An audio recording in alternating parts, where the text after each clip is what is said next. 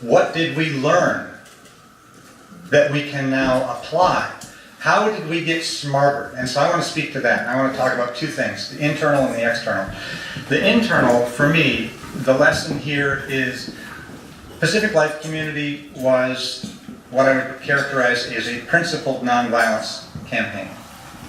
Modeled after Gandhi, modeled after King, and the idea that nonviolence, personal is political, you want to be consistent, you want to be thorough, you want to bring it into every aspect of your life. And we were trying to do that.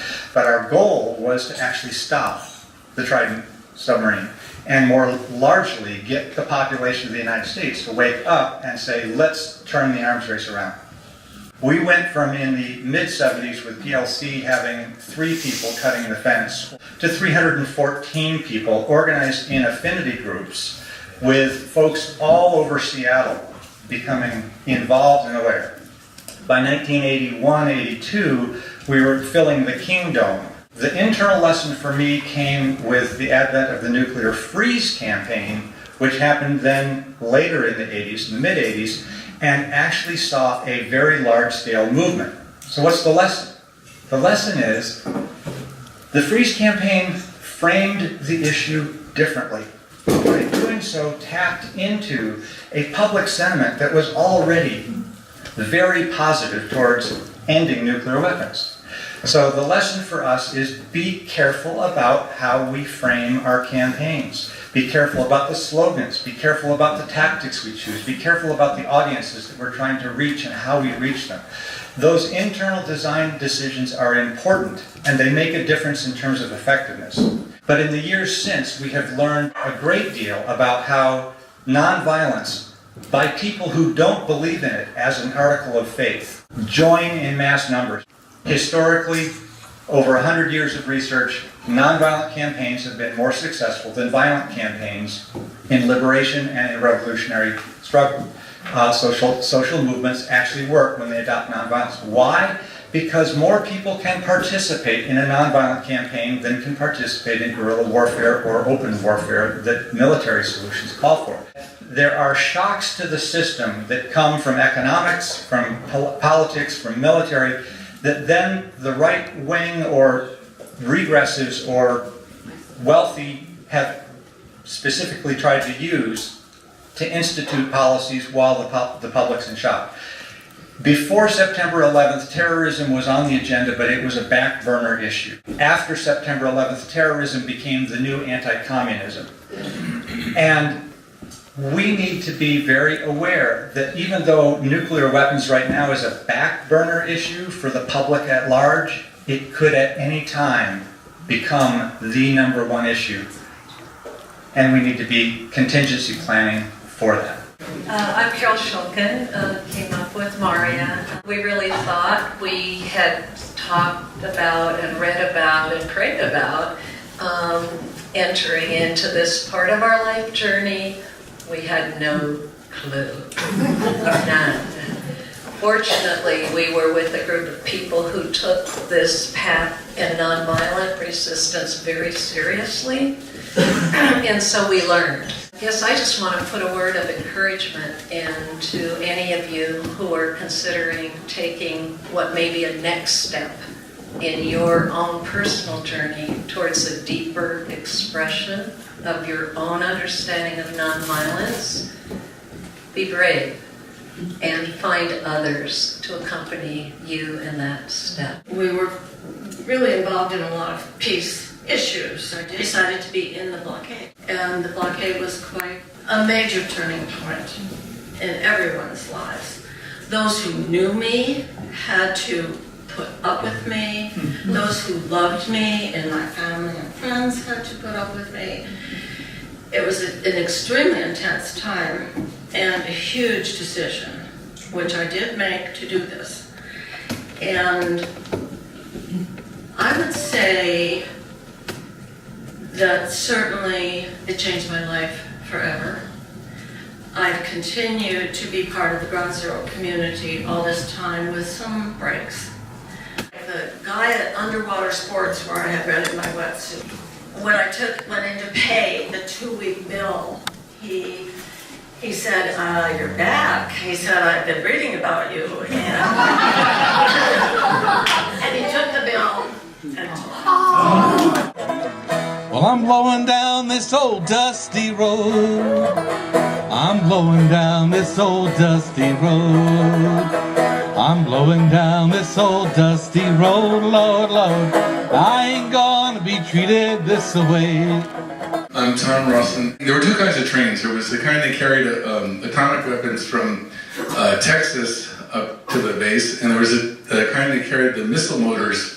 Like I said, I'm kind of a railroad nut, and just coincidentally, a few days before this train was running, I was looking at one of my railroad magazines, and I learned a new term that I had never heard before, and that term is on the ground. And what on the ground means is that a train has derailed. A few days later, I'm tracking the train. The way we tracked the trains was that Jim Douglas was at his house, and Carol and Maria were at their house, and the train spotters would call in the sighting to Carol and Maria, and then Jim would call their house occasionally and get the reports. Meanwhile, Jim's line was open so that the news media could call him. So I was out there. I reached into my bag of tricks here. I had a toy with me. Well, what I got this thing for was to listen to the dispatchers talk to the train crews. This is the BN, whatever the number was, calling this, the security. We're on the ground at Marmac. And I had just learned 3 days earlier that on the ground means they've derailed. So I go to the telephone and I call Carol and Maria and say, I think the train's derailed, all right? And then I go back and I find the train, and the security guys have found the train, and nobody knows what to do. And about 10 minutes later, the King 5 news helicopter comes down. And the security guys are all looking at each other like, how did they know?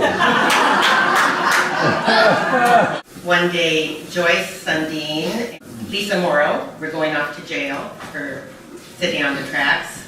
Kim and Sally and I went to her house, had some wine, and created our women's affinity group. Anyway, there were a lot of women coming in and out of the group at that time. 7 of us sat in front of the train in '84. We were the first to go to trial. Oh, first of all, I just want to say that we chose jurors that were connected with the base or the naval station or any, that was our choice of jurors. Second day of trial, Russ Hauge comes to us in chambers and says, it looks like there was a brake check was not done in Whitefish, Montana. Oh. And so the judge, I think, said, well, we're going to have to dismiss the charges. And we said, no! She meant it wasn't lawfully operated because That's right. Done this brake check. Some of us represented ourselves. It was very moving for me, very emotional. Some of us had attorneys. It was powerful. So his third day of trial, the judge said he had to dismiss the charges. So we asked if we could be able to speak with the jurors if they wished to stick around and talk. Some of them did, and that was another really neat piece. I would say something about my ex-husband, Mike Johnson, over there, who did an action down in Elma and the Cleary area. He went out very last minute, and this train had no intention of stopping at all. I think Mike was in his zone, and he just went out there. A Burlington Northern man and a state patrolman dragged him off the tracks, saved his life. When they pulled him up, he thanked the state patrolman for saving his life. And of course, the state patrolman had risked his life too. That was, in a different kind of way, another really moving moment. Well, hi, I'm Jean Clark, Dominican sister from New York. I was living in Tennessee at the time, and I went to Berea, Kentucky, because Dan Berrigan was going to read his poetry. And so I thought I was going there to hear Dan, and I did, but what I really heard there was a woman, I forget, her first name was Mary, I didn't know her. I remember that she was about 8 months pregnant when she told this story. I do remember, I can see her in front of me. And she told the story of Franz Jagerstätter, who was an Austrian peasant in the time of Hitler, and he resisted. He wouldn't go into the war, and he was finally beheaded. But before he was beheaded, the chaplain asked him to tell him the story of how he kept going and resisting. And he said it was because of a dream he had had about a white train. And he boarded the train in his dream, and he heard screaming, and he asked the person next to him in the dream, "What is the screaming?" And he said, "Well, don't you know where this train is going? This train is going to hell." And he said, "I knew I had to get off the train." And he realized when he woke that the train represented Nazi socialism at the time, and he had to get off the train. And when I heard the story, I knew I was on that train. And for me, the train was a nuclear arms race. And I said to a friend of mine as we drove back to Tennessee, "We're on that train, and I have to get off. But why would I get off if everyone's on it? The only reason I would get off is to get in front of it to stop it." Later in that year, I did spend some time in jail because of the Pentagon. I poured blood on the Pentagon. When I was released, people were telling me about other people who were in jail. They said Jim Douglas had been in jail. These people, I didn't know Jim, but I had read his books. And matter of fact, one of his books had led me to resistance, contemplation and resistance, or because I said I have to meet this man. And he had his briefcase that we all know. And 1 minute, oh dear. No, not just 1 minute. Go. And he said, "Oh, I did receive your letter. I never responded, but I have it right here with me." But what he had with him, though, was a flyer. He said this new community has begun at Ground Zero. It's called the Agape Community. And on the flyer was a picture of a train. It was one of the missile motor trains. And underneath it were the words of Archbishop Hunthausen. "The trident is the Auschwitz of Puget Sound." And I knew I did not have to make any decision. I knew where I had to go. I had to go to Ground Zero to be there. And I still didn't know about the white train. One day in December, I think it was, Jim called.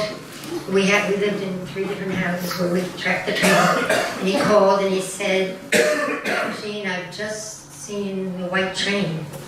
I think he was the only one home who saw it. And I think I was the only one home. I said, "The white train?" And he said, "It just pulled into Bangors." And I knew the next time I came in, I didn't even have to decide where I would be in front of the train.